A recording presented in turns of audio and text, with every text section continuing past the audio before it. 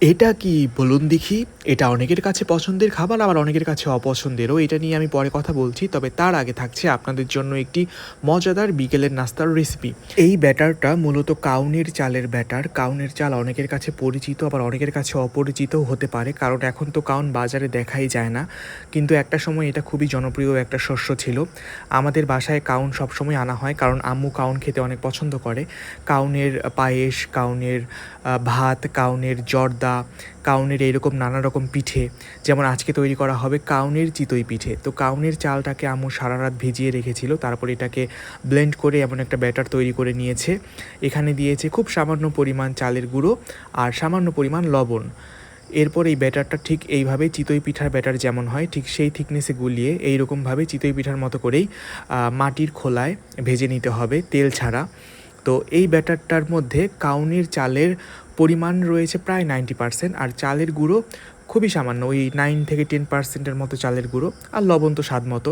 তারপরে এইভাবে সুন্দর মতো ভেজে নিলে হয়ে যাবে একদম চিতই পিঠার মতো একটা লুক। এই যে দেখতে পাচ্ছেন এখানে আরেকটা হচ্ছে, আর থালার মধ্যে আম্মু কিছুগুলো তৈরি করে ফেলেছে, আর আরও তৈরি হচ্ছে। এখানে যে কয়েকটা তৈরি হয়ে গেছে সেগুলো এখন আমি টেবিলে নিয়ে যাচ্ছি, কারণ আমার তো দেখে আর লোভ সামলাতে পারছি না, মনে হচ্ছে এখনই ঝটপট খেয়ে ফেলি। আজকের বিকেলের নাস্তায় ছিল এই কাউনের চালের চিতই পিঠে, আর তার সঙ্গে গরম গরম 1 কাপ দুধ চা। এই পিঠেটা এমনি এমনি খেতে তো দুর্দান্ত লাগেই, কিন্তু আমি একটু গুড় নিচ্ছি। ফ্রিজের মধ্যে ঝোলা গুড় ছিল, সেই বক্সটা আমি বের করলাম। এই গুড়টা আম্মু অনলাইন থেকে নিয়েছিল। তো এই গুড়ের মধ্যে এই পিঠেটার একটু জাস্ট ছিঁড়ে জাস্ট লাগিয়ে মুখে দেওয়ার অপেক্ষা, তারপরেই হবে সেই দুর্দান্ত স্বাদ। এই ঝোলা গুড় দিয়ে এই পিঠেটা খেতে যে কী ভালো লাগে একবার ট্রাই করে দেখবেন। আজকে তো আপনাদের সঙ্গে রেসিপি শেয়ার করলাম ছোট্ট করে ঝটপট। আশা করি নেক্সট দিন আপনারাও বাড়িতে এটা তৈরি করবেন।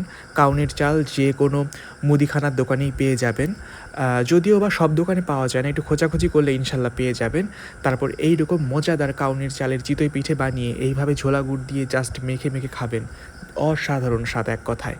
বিকেলে নাস্তা করছিলাম, নাস্তা করতে করতে আপনাদের সঙ্গে এই মুহূর্তটুকু শেয়ার করলাম, কারণ আমি চাই আপনারাও এটা বাড়িতে একবার হলেও বানিয়ে ট্রাই করে দেখুন। সত্যি অসাধারণ লাগে খেতে। আর কাউন তো এখন প্রায় হারিয়ে যেতে চলেছে এই শস্যটা, কিন্তু অনেক মজার একটা খাবার। কিন্তু কাউন দিয়ে অনেক অনেক আইটেম আম্মু বাসায় তৈরি করে, যেমন আজকে তৈরি করছে এই মজাদার কাউনের চালের চিতই পিঠে। আম্মু রান্না করে এখনও এটা বানাচ্ছিল। আর এদিক থেকে দেখতে পাচ্ছেন রাতের খাবারের জন্য এটা কী জিনিস আপনারা বলুন তো? আচ্ছা, বলেই দিচ্ছি। এটা হচ্ছে শিং মাছের ডিম। শিং মাছের ডিমটা এখানে আম্মু হলুদ লবণ দিয়ে মাখিয়ে নিয়েছে। এটাকে এখন করা হবে শিং মাছের ডিমের চচ্চড়ি আলু দিয়ে। তো দেখতে পাচ্ছেন এই শিং মাছের ডিমটা কাঁচা অবস্থায় ঠিক এমন দেখা যায়, আর রান্নার পর এই যে চচ্চড়ি রান্না হয়ে গিয়েছে, রান্নার পর দেখুন এটার লুকটা পুরো চেঞ্জ হয়ে গেছে। রান্নার আগে সেটার কালার কেমন ছিল আর রান্নার পরে কেমন হয়ে গেছে। মাছের ডিম পছন্দ করে না এমন বাঙালি নেই বললেই চলে। আমার তো মনে হয় আমরা বাঙালি, মাছে ভাতে বাঙালি। আমরা মাছ খেতে যেমন ভালোবাসি তেমনি মাছের ডিম খেতেও ভালোবাসি, কিন্তু শিং মাছের ডিমটা খেতে অনেকে নাক ছিটকোয়, কারণ রান্নার আগের সেটার লুকটা একটু অন্যরকম থাকে। কিন্তু এইভাবে আলু দিয়ে মাখিয়ে, পেঁয়াজ মরিচ সব মশলা দিয়ে মাখিয়ে এই চচ্চড়িটা করলে দুর্দান্ত লাগে খেতে। তো এটা এখানে ঢাকা দেওয়া থাক। এদিকে রান্নাঘরে দেখতে পাচ্ছেন এখানে একটা প্যানের মধ্যে আম্মু দুপুরবেলা মাছ রান্না করেছিল, এটা হচ্ছে রুই মাছ। তো কিছুটা পরিমাণ এখানে আছে, এটা রাতের জন্য এখানে রেখে দিয়েছে। এই রুই মাছের ঝোলটা আলু দিয়ে করা হয়েছে। অল্প একটু আলু না দিলে আসলে জমে না। মাছের ঝোলে বা মাংসে আলু দিলে আমরা সবাই খেতে ভীষণ ভালোবাসি।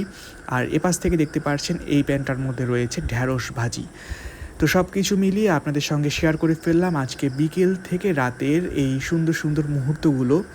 দেখা হচ্ছে আপনাদের সাথে নেক্সট ভিডিওতে। আজকের ভিডিওটি এখানেই শেষ করব। এখান থেকে ডিম ভাজি ছিল, ওই যে বলি সবসময় আমি ছোটো ভাইয়ের জন্য ডিম ভাজা করাই লাগে, আর তার জন্য করলে আম্মু আমার জন্যও করে, এই আর কি।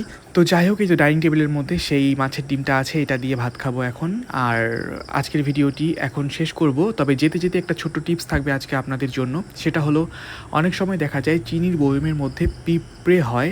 তো চিনির বয়মের মধ্যে 2-4টা লবঙ্গ একটা ছোট্ট কাপড়ের মধ্যে বেঁধে রেখে দেবেন, তাহলে দেখবেন যে চিনির বয়মে আর কোনো পিঁপড়ে আসবে না। আশা করি এই টিপসটি আপনাদের কাজে লাগবে। তো ঠিক আছে বন্ধুরা, আজকে তাহলে অনুমতি দিন। দেখা হবে আপনাদের সঙ্গে আবারও নেক্সট ভিডিওতে। সবাই ভালো থাকবেন, সুস্থ থাকবেন, সুন্দর থাকবেন। আজকের মতো আল্লাহ হাফেজ, আসসালামু আলাইকুম।